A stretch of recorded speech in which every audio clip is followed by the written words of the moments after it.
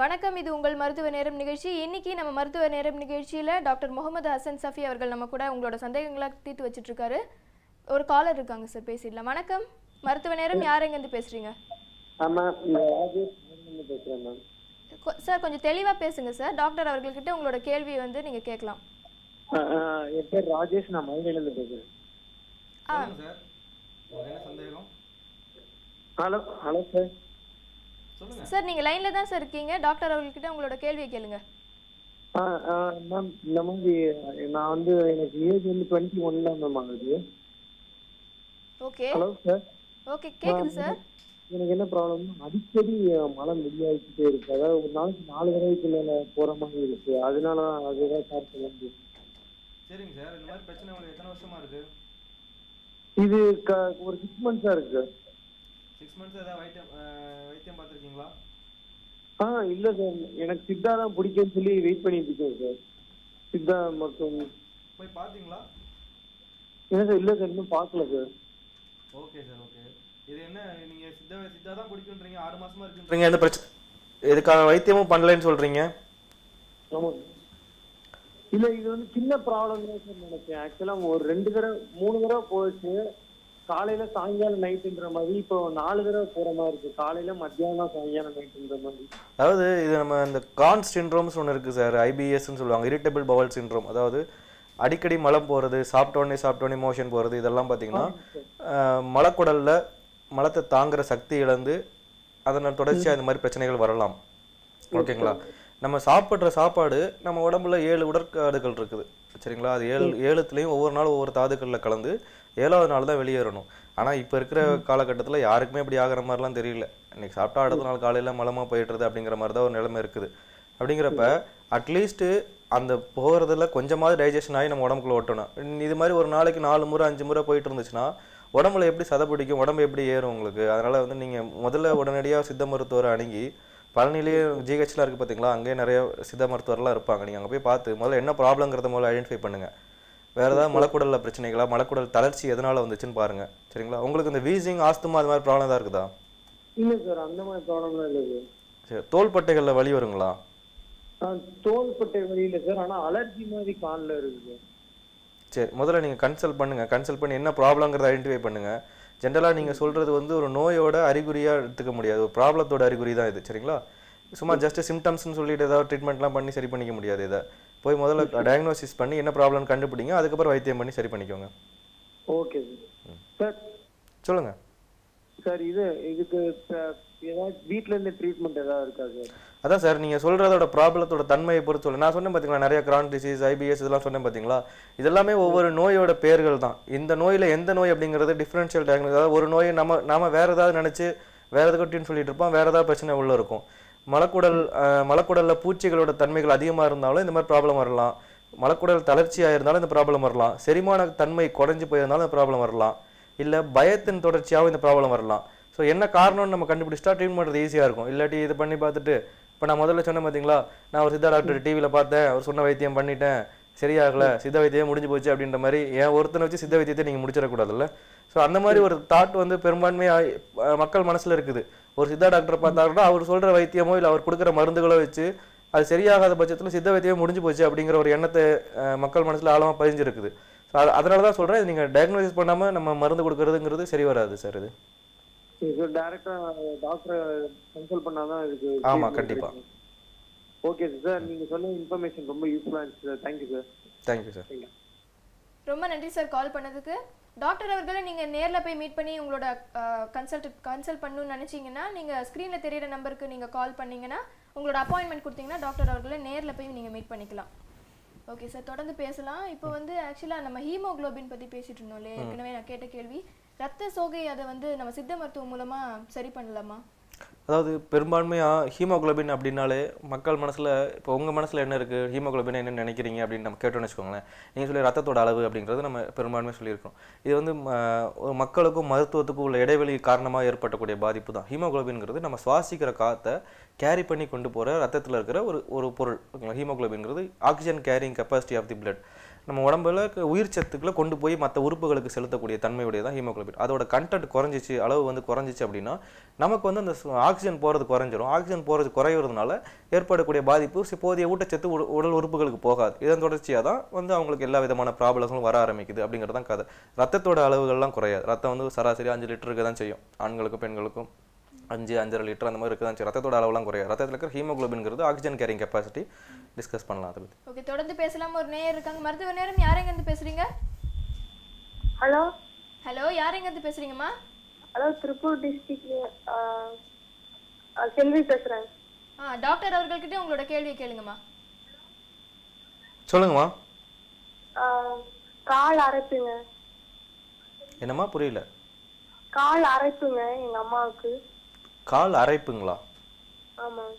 என்ன தெளிவா பண்ணுறது? சொல்லுங்கம்மா. கால் அரிப்பு இருக்குதுங்க ரொம்ப நாளா. காலில் மட்டும் அரிப்புகள் இருக்குதுங்களா? ஆமா. என்ன வேற எந்த பகுதியிலலாம் இருக்குது?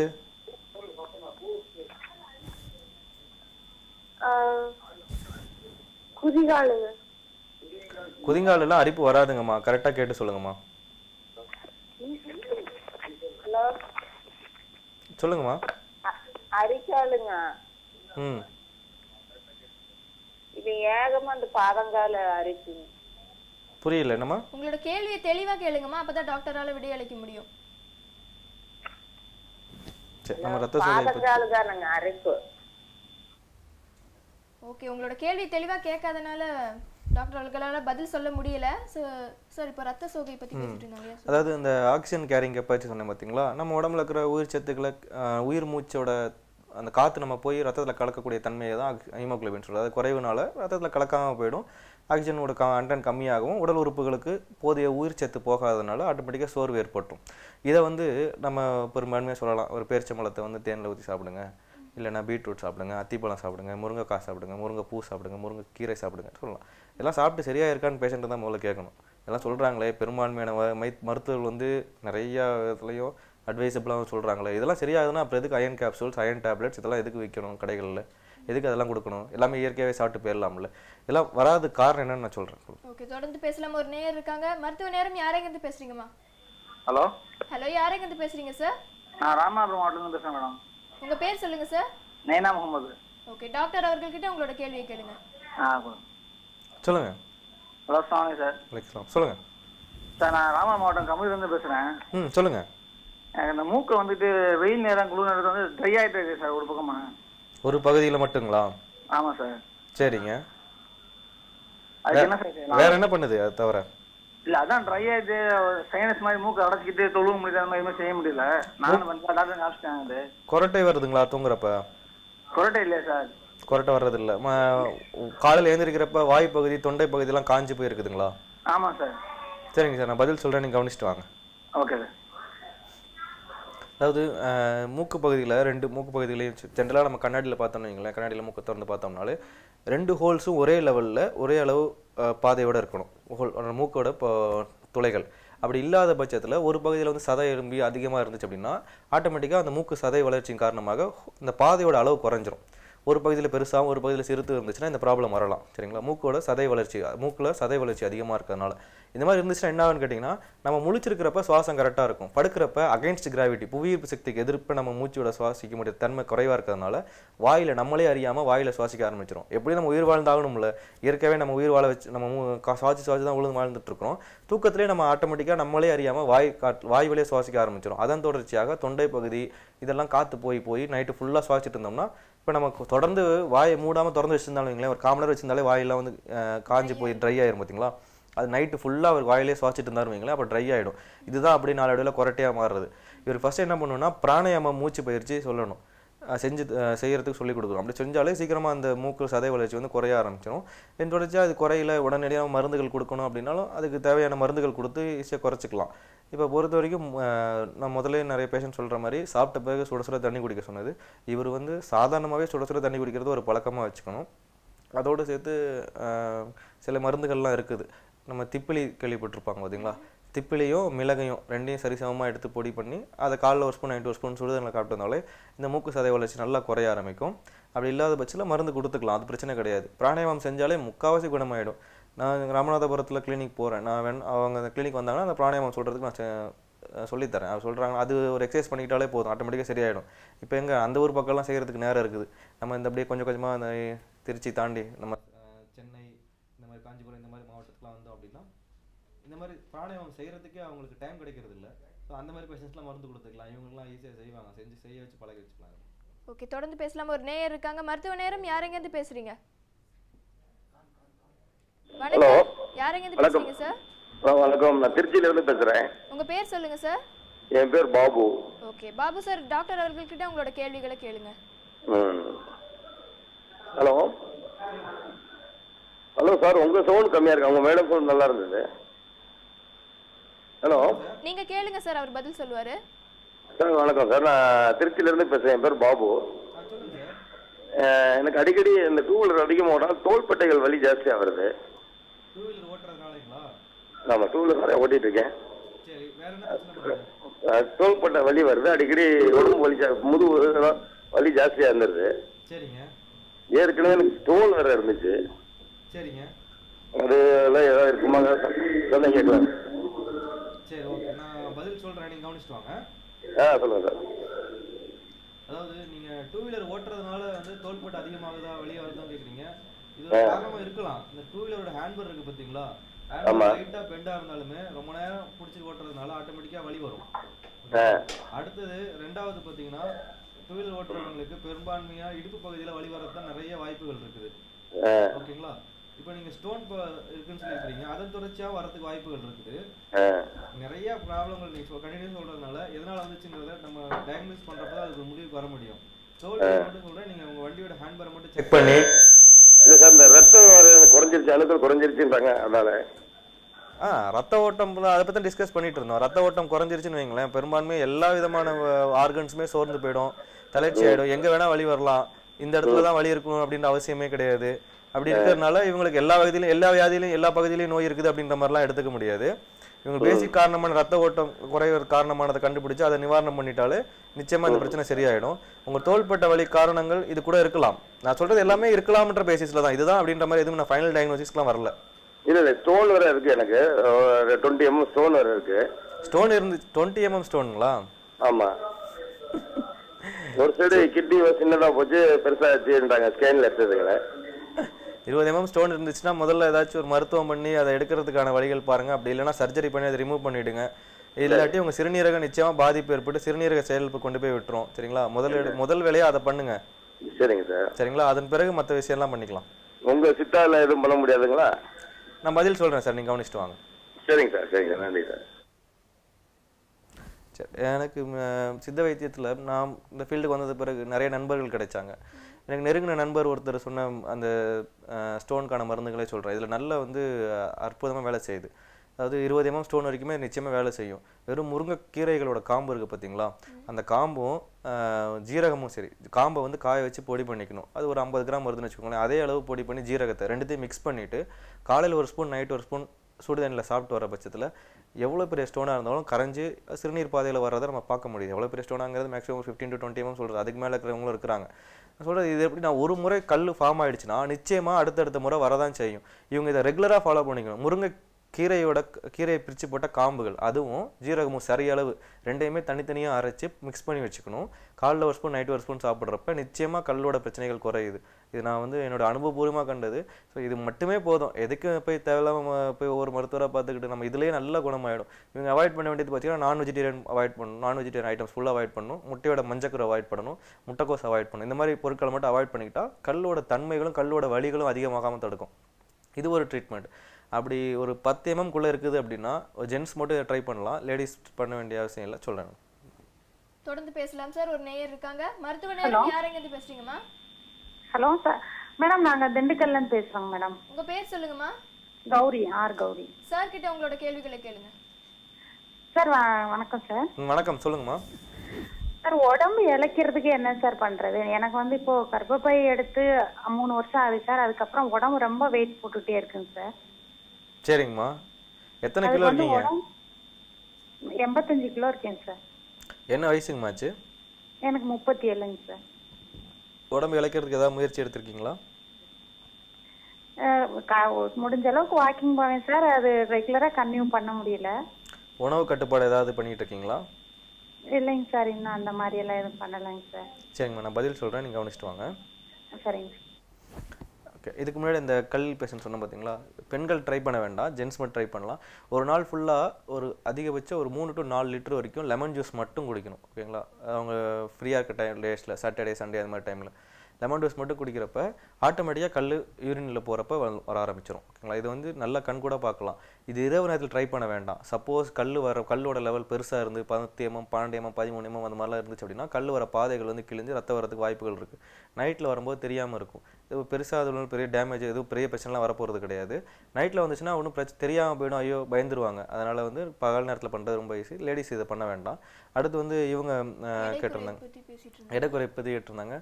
எடை குறைப்புங்கிறது நான் கடந்த லைவில் கூட சொன்னேன், அது வந்து பார்த்திங்கன்னா ரொம்ப ஒரு பிஸ்னஸ் தான் எடை குறைப்புங்கிறது. எடை குறைப்பை பொறுத்த வரைக்கும் அதில் வந்து சாத்தியப்படாத விஷயங்கள் கூட சாத்தியப்படும் அப்படின்ற மாதிரி சொல்லி தான் நம்ம பிஸ்னஸ் பண்ண முடியும். எடை குறைப்புலாம் வந்து பேஷண்ட்ஸ்லாம் பார்த்திங்கன்னா கேள்வி கூட கேட்க மாட்டாங்க. 10,000 மருந்து கூட வாங்கிட்டு போயிடுவாங்க, திருப்பி எடை குறையலன்னு வந்து கேட்க மாட்டாங்க, குறைஞ்சாலும் கேட்க மாட்டாங்க. அந்த மாதிரி பேஷண்ட் வந்து திருப்பி வந்து ஒரு கொஸ்டினே கேட்க மாட்டாங்க. அந்த மாதிரி குறைப்பொருளை பொறுத்த வரைக்கும் முதல்ல என்ன காரணத்தினால எடை ஏறிச்சு அப்படிங்கிறத தெரிஞ்சுக்கணும். ஒரு சின்ன வயசுலேருந்து உடல்வாகுன்றவாங்க சில பேர்த்துக்கு, இல்லை சில பேர்த்துக்கு வந்து உங்களுடைய சாப்பாடு அதிகமாக இருக்குது அப்படின்றலாம். அது மாதிரி ஏதாவது ஒரு காரணத்தை சொல்லிட்டு அதனால் வந்துருச்சுன்ற சொல்லிடலாம்னு வச்சுக்கோங்களேன். இப்போ எடை ஏறுது அப்படின்னா உடல் உறுப்புகளும் சேர்ந்து தான் ஏறி இருக்கும். வெளியில் இருக்க சர்ஃபேஸ் மட்டும் பெருசு இருக்காது, உள்ளே இருக்கிற உறுப்புகளும் மெகாலி தான் இருக்கும். ஸோ இவங்களுக்கு என்ன காரணத்தினால இருக்குன்றதை முதல்ல ரூல் அவுட் பண்ணணும். ஏதாவது மென்சுரேஷன் ப்ராப்ளம் இருக்குதா, தைராய்டு ப்ராப்ளம் இருக்குதா அப்படின்றத பார்க்கணும். கடைசியாக அவங்க சிசேரியன் பண்ணியிருக்கிறதாவும் கர்ப்பப்பை ஆப்ரேஷன் பண்ணியிருக்கிறதாவும் சொல்லியிருக்கிறாங்க. சிசேரியன் பண்ணினாலே இல்லை கர்ப்பப்பை ஆப்ரேஷன் பண்ணியிருந்தாலும் ஒரு லாங்கிட்யூனல் செக்ஷனில் அவங்களுக்கு ஒரு சர்ஜிக்கல் இன்ஜெக்ஷன் போட்டிருப்பாங்க. அந்த இன்ஜெக்ஷன் போட்டாலே அக்சஸாக அடிப்போஸ் டிஷ்யூ நிறையா ஃபார்ம் ஆக ஆரம்பிக்கும். அவங்க எப்போ அங்கே சர்ஜரி பண்ணாங்களோ அதை தொடர்ந்து நிறைய அடிப்போஸ் டிஷ்யூ ஃபார்ம் ஆக ஆரம்பிக்கும். அதெல்லாம் எவாப்ரேட் ஆகாமல் தடுக்கணும். எவாப்ரேட் ஆகிடுச்சினாலே இவங்க ஆட்டோமேட்டிக்காக வெயிட் லாஸ் ஆகிடுவாங்க. எவாப்ரேட் ஆகாமல் இருக்கிறதுனால தான் இவங்களுக்கு வெயிட் கெயின் ஆகிட்டே போகுது. ஸோ இதுதான் ஒரு கான்செப்ட். பேஷண்ட் இப்போ மருந்து கொடுக்குறோம், 10 நாள் மருந்து கொடுக்குறோம், இல்லை 1 மாதம் மருந்து கொடுக்குறோம். 1 மாதம் கழிச்சு பேஷண்ட் வந்து சப்போஸ் வெயிட் குறையலை அப்படின்னு கேட்டாலே நம்ம ஏதாச்சும் ஒரு கொஸ்டின் கேட்டோன்னீங்களே, நீங்கள் 1 மாதத்துல 1 நாள் கூடவா நீங்கள் நான் சொன்ன டயட்டை ஃபாலோ பண்ணாமல் இருப்பீங்களே எந்த நாள் அப்படின்னு கேட்டோன்னே பேஷண்ட் ஆமாங்க சாப்பிடல அப்படின்ட்டு, ஆமாங்க அன்றைக்கி நான் சாப்பிடலைங்க, அன்றைக்கி நான் என்னோட கட்டுப்படுத்த முடியாமல் சாப்பிட்டுட்டேங்க அப்படின்ட்டுருவாங்க. அதனால தாங்க உங்களுக்கு வெயிட் குறையலை அப்படின்ற மாதிரி டாக்டருங்க சொல்லிடுவாங்க. ஸோ வெயிட் லாஸ் பொறுத்த வரைக்கும் டாக்டருங்கிட்ட வந்து பேஷண்ட் வந்தாங்கன்னு வைங்களேன், அவங்களுக்கு அப்படியே ஒரு லட்டு மாதிரி அந்த பேஷண்ட் ஈஸியாக பேஷண்ட்டுக்கு லாஸ் ஆகிறதுக்குள்ளே டாக்டருக்கு கெயின் ஆகிடும். ஸோ வெயிட் லாஸை பொறுத்த வரைக்கும் பேஷண்ட் என்ன பண்ணணும்னு கேட்டிங்கன்னா, ஃபஸ்ட்டு உடம்புல இருக்கிற எக்ஸஸாக இருக்கிற அந்த அடிப்போஸ் டிஷ்யூஸ் இல்லை எக்ஸஸாக இருக்கிற மசில்ஸ் எல்லாம் வேண்டி எக்ஸாஸ்ட் ஆகணும் அப்படிங்கிறதுக்காக நான் வழக்கமாக சொல்கிற மாதிரி சாப்பிட்ட பிறகு எப்பவுமே சுட சுட தண்ணி குடிக்கிறது ஒரு ஹேபிச்சுவலாக வச்சுக்கணும். எப்போ சாப்பிட்டாலும் சுட சுட தண்ணி குடிக்கணும்.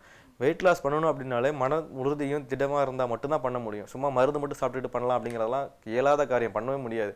அதேமாதிரி ஏதாவது எக்ஸசைஸ் பண்ணி வெயிட் லாஸ் ஆகுறது, இல்லை நடைப்பயணம் மேற்கொண்டு வெயிட் லாஸ் ஆகுறது, இது மாதிரிலாம் பண்ணாங்க அப்படின்னா வெயிட் லாஸ் ஆனது பிறகு அதெல்லாம் விட்டது பிறகு எக்ஸஸ் ஆகிடும். ரொம்ப எவ்வளோ கெயின் இருந்துச்சோ அதை விட அதிகமாக 85 இருந்தாங்கன்னா 95 100 அந்த மாதிரி அதிகமாகிடும்.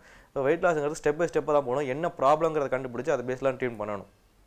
ஓகே, தொடர்ந்து பேசலாம். ஒரு நேயர் இருக்காங்க. மருத்துவ நேரம், யாரைங்கிறது பேசுறீங்க? ஹலோ வணக்கம் சார், யாரைங்கிறது பேசுறீங்க? திருச்சி மாவட்டங்க, திருச்சி மாவட்டத்துல பேசுறேங்க. உங்க பேர் சொல்லுங்க சார். சிவகுமார். ஓகே, டாக்டர் அவர்கள்கிட்ட உங்களோட சந்தேகங்களை கேட்டுக்கோங்க. சார் வணக்கங்க. சார் வணக்கம், சொல்லுங்க. எங்க பையனுக்கு ஒரு 6வது படிக்கிறாங்க. அவனுக்கு காலில் வந்து ஊறல் மாதிரி தண்ணி வந்துகிட்டே இருக்குங்க. செருப்புலாம் போட்டோம்னா அப்படியே ஈரமாவே வருது. கால் அந்த விரல் இடுக்குகள்ல, கை விரல் இடுக்குகள்ல இந்த மாதிரி பிரச்சனை இருக்குதுங்களா? கை விரல்லயும் இருக்கு சார், ஒவ்வொரு நேரம் வருது, அப்படியே ஈரமாவே இருக்கு. சரி, அது வந்து ஒன்றும் இல்லை சார், மண்களில் அதிகமாக விளையாடுறது இதனால ஏற்படக்கூடிய பிரச்சனைகள் தான் இதெல்லாமே. சரிங்க சார். சரிங்களா? இதுக்கு நீங்கள் சின்ன பூச்சி மருந்துகள், அதாவது உடம்புல இருக்கிற பூச்சிகளோட தன்மைகளை குறைக்கிற அளவுக்கு மருந்துகள் எடுத்துக்கிட்டாலும் நிச்சயமாக சரியாயிடும். சரிங்க சார். இந்த சனி சாட்டர்டே சண்டேல ஏதாவது ஒரு நாள் ஃப்ரீயாக இருந்தாலும் வைங்களேன், ஒரு ஸ்பூன் விளக்கெண்ணெய், ஒரு ஸ்பூன் வேப்பெண்ணெய் 1/2 டம்ளர் சுடுதண்ணியில் கலந்து காலையில் எந்திரிச்சோடனே வெறும் வயிற்றில் ஊட்டி விட்டுருங்க. சரிங்க சார். சரிங்களா? கொஞ்சம் மோஷன் ஃப்ரீயாக போகும். சில பேருக்கு லூஸ் மோஷன் ஆகும். அப்படி ஆச்சுன்னா பிளாக் டீ இருக்குது பார்த்தீங்களா, வரட்டி, அதை எலுமிச்சம்பழம் புளிஞ்சு கொடுத்துங்க, அரெஸ்ட் ஆகிடும். சரிங்க சார். வாரத்துக்கு ஒரு தடவை தொடர்ந்து ஒரு 3 வாரத்துக்கு இதை பண்ணுங்க. சரிங்க சார். சரிங்களா? நல்லா என்ன சோப்பு யூஸ் பண்ணுறாப்புல? பையன் படிச்சுக்கிட்டு இருக்காங்க. சோப்பு யூஸ் பண்ணுவாங்களே குளிக்க படிச்சுட்டு இருந்தா யூஸ் பண்ண மாட்டாங்களா? சோப்புங்களா? கமாம் பண்றாப்லீங்க. சரி, அந்த சோப்பை நல்லா யூஸ் பண்ண சொல்லுங்க. டெட்டால் போட்டு கையில நல்லா வாஷ் பண்ணிட்டு அந்த சோப்பு யூஸ் பண்ண சொல்லுங்க. ஆட்டோமேட்டிக்கா சரியாயிடும் சார். இல்ல தேவை உள்ள மருந்து கொடுக்கணும்னு 6 வயசு தானே சொன்னீங்க? 6வது படிக்கிறான் சார். 6வது படிக்கிறாப்லையா? அப்ப உள்ளே மருந்து கொடுக்கணும் சார். நேர்ல வந்து பாருங்க, நீங்க மருந்து கொடுக்கலாம் நம்ம. சரிங்க சார். நல்ல வணக்கங்க. இந்த நம்பருக்கே கூப்பிடணுங்களா? வரணுங்களா அங்க அப்படி வந்தா? அதுல நம்பர் இருக்கும் சார், நீங்க பாத்துட்டு வாங்க. சரிங்க சார். இந்த லைன்ல வருதுங்களா அந்த நம்பர்? அந்த நம்பருக்கு கூப்பிடாதீங்களா? திருச்சி தாங்களா? ஆமாங்க சார். சரிங்க சார், ரொம்ப நல்லதுங்க. ரொம்ப நன்றி சார் கால் பண்ணதுக்கு. இப்போ ஹீமோகுளோபின் பற்றி பேசிட்டு இருந்தோம் பார்த்தீங்களா? ஹீமோகுளோபின் பற்றி பார்த்தீங்கன்னு வச்சுக்கோங்களேன், ரத்த சோகை அப்படின்றலாம் அது நிறைய சொல்லியாச்சு. அதை பற்றி ஏன் அப்புறம் நம்ம டாக்டர் சொல்கிற உணவு கட்டுப்பாடுலாம் ஏற மாட்டேங்குது, அது மருந்து கொடுத்தாலும் ஏற மாட்டேங்குது அப்படின்னு கேட்டிங்கன்னு வச்சுக்கோங்களேன், ஹீமோகுளோபின் குறைஞ்சிருச்சு. உடம்புல இருக்கிற ரத்தத்தில் ஹீமோட கண்டென்ட் குறைஞ்சிருச்சு. 8.9 குறைஞ்சிருச்சு. அது குறைஞ்சதுக்கான காரணம் என்னன்றதை கண்டுபிடிக்காமல் மறுபடியும் லோடு ஏற்றினாலும் திருப்பி குறையதான் செய்யும். சரிங்களா? இப்போ நான் வந்து இந்த கையால் அடிச்சுக்கிட்டே இருக்கிறேன் ஒருத்தரை. சரிங்களா? நம்ம என்ன பண்ணுறோம், இந்த கை வலிக்குதுன்னு சொல்லிட்டு நம்ம இந்த கையை திருப்பி வச்சுக்கிறோம். ஆனால் நான் அடிச்சுக்கிட்டு தான் இருக்கிறேன். அடிக்கிற எண்ணெய் நிறுத்த சொல்கிறதுக்கு யாருமே பதில் வர்றதில்லை. அடி வாங்குறதுக்கு மட்டும் மாற்றி கையை திருப்பி வச்சுக்கிறது. அதே மாதிரி தான் ஹீமோகுளோபின் குறையிறது நிறையா காரணங்களால் குறையும். சரிங்களா? உதாரணமாக ஹெவி பிளட் லாஸ் ஆகிடுச்சு, ஹீமோகுளோபின் குறையும். ஆனால் பிளட் லாஸ் ஆகாமல் தடுத்தா தானே ஹீமோகுளோபின் ஏற ஆரம்பிக்கும். மறுபடியும் மேற்கொண்டு தொடர்ந்து பேசலாம் சார். ஒரு நேயர் இருக்காங்க. மருத்துவ நேரம். வணக்கம், யாரெங்கேருந்து பேசுறீங்க? மேம் என் பேர் வெங்கடேஷ் மேம். நான் நாமக்கல்ல இருந்து கூப்பிடுறேன் மேம். ஓகே, டாக்டர் கிட்ட உங்களோட கேள்விகளை கேளுங்க சார். கொடுங்க.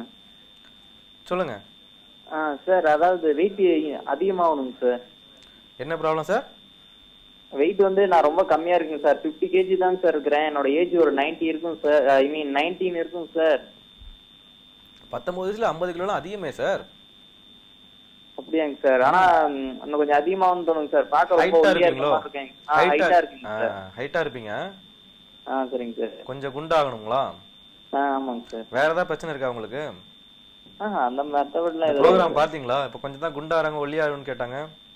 ஆமாங்க சார், ஒருத்தர் கேட்டாங்க, நீங்க சொல்லிட்டு இருந்தீங்க வெயிட் லாஸ் ஆகுறதுலாம் அவ்வளவு சீக்கிரம் இல்ல அப்படின்லாம். ஆமா சார், அக்கறைக்கு இக்கரை பச்சை மாதிரி தான். ஒல்லியா இருக்கவங்க குண்டாகணும், குண்டா இருக்கவங்க ஒல்லியாகணும் அப்படின்றத எதிர்பார்க்கறாங்க.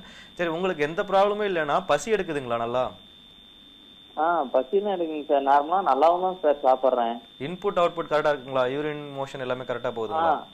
அதெல்லாம் நார்மலா தான் சார் இருக்கு. எந்த ப்ராப்ளமும் இல்ல, நான் வெயிட் கெயின் மட்டும் ஆகணுங்கிறீங்களா?